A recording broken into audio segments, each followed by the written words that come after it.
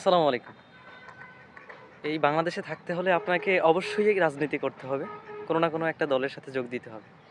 এর কারণ কি?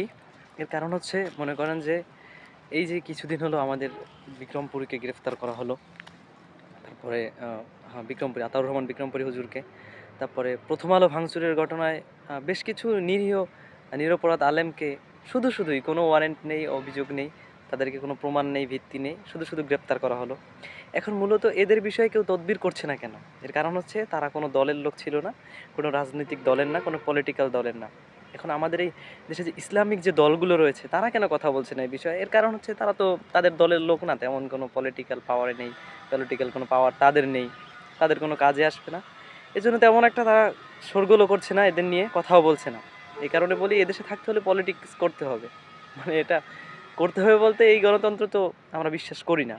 করতে হবে বলতে এইসব কারণে করতে হয়, মানুষকে করাতে চায় আর কি। কারণ পলিটিক্যাল ছাড়া তো আপনি বের হতে পারতেছেন না, কেউ তদবির করতেছে না, কেউ কথাও বলতেছে না এই বিষয়ে ভাই। যে নিরপরাধ মানুষগুলোকে কি কারণে, কিসের আইন, বিশেষ আইন, কিসের আইন? এটা তো হাসিনার ফ্যাসিস্টের আইন। বিশেষ আইন কিসের বিশেষ আইনে আপনি আতাউর রহমান বিক্রমপুরীকে এখন জেলে ভরে দিয়েছেন। তারপর প্রথম আলো ভাঙচুরের ঘটনায় আমাদের সাইদুর রহমান ভাই আছে, তারপরে আরও নামগুলো আমার যদিও মনে নেই। এদের কি কারণে গ্রেফতার করা হয়েছে? কোনো প্রমাণ কিন্তু নেই, এখন পর্যন্ত কোনো প্রমাণ পাওয়া যায়নি তাদের। তারা ফেসবুকে পোস্ট দিছে, এতে বলে উস্কানি হয়েছে, কিন্তু তাহলে উস্কানি তো আরও সরকার ভিতর থেকে অনেকে উস্কানি দিছে, সেসব কেউ দেখছে না এখন বর্তমানে। বিশেষ করে আবারও দাড়ি টুপিওয়ালাদেরই মূলত টার্গেট করা হচ্ছে।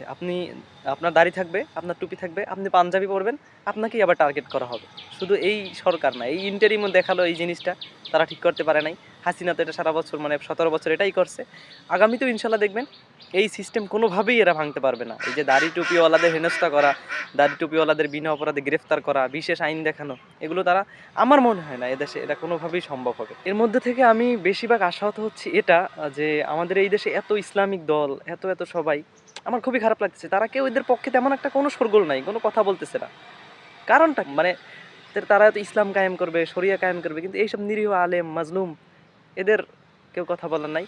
আর আতাউর রহমান বিক্রমপুরী ভাই তো নিজে বাইরে থাকতে অনেক মাজলুমের পক্ষে কথা বলছে, এখন তার পক্ষে কথা বলার মতো কেউ নাই। এটাই হচ্ছে এদেশের পলিটিক্স।